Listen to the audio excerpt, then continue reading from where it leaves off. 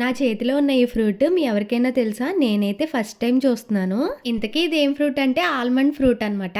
So ఇప్పుడైతే cut చేసి లోపల ఎలా ఉంటుందో చూసేద్దాము. ఫస్ట్ అయితే మిడిల్ కట్ చేద్దామని చెప్పి ట్రై చేశాను. అస్సలు కట్ అవ్వట్లేదు. సరే ఇలా కాదని చెప్పి ఫస్ట్ అయితే ఎడ్జెస్ కట్ చేశాను. ఎడ్జెస్ కట్ చేసిన తర్వాత మిడిల్ కూడా కట్ చేశాను. ఇంతకీ నేను ఈ ఫ్రూట్ అంతా కట్ చేసేసిన తర్వాత నాకు తెలిసింది యాక్చువల్గా ఈ ఫ్రూట్ ని కట్ చేయకూడదు, పగలగొట్టాలని చెప్పి. ఇది నిజమా కాదా మీరు ఎవరైనా తెలిస్తే కమెంట్ చేయండి. ఇంకా ఎలాగోలో ఒక 5 to 10 minutes అయితే ఈ ఫ్రూట్ ని అయితే కట్ చేయగలిగాను. ఇంకా కట్ చేసిన తర్వాత మిడిల్ కి ఓపెన్ చేస్తే చూడండి మీరే ఎలా ఉందో. ఇవన్నీ కూడా బాదం పప్పులంట. పచ్చిగా ఉన్నాయి కాబట్టి ఇలా ఉన్నాయంట.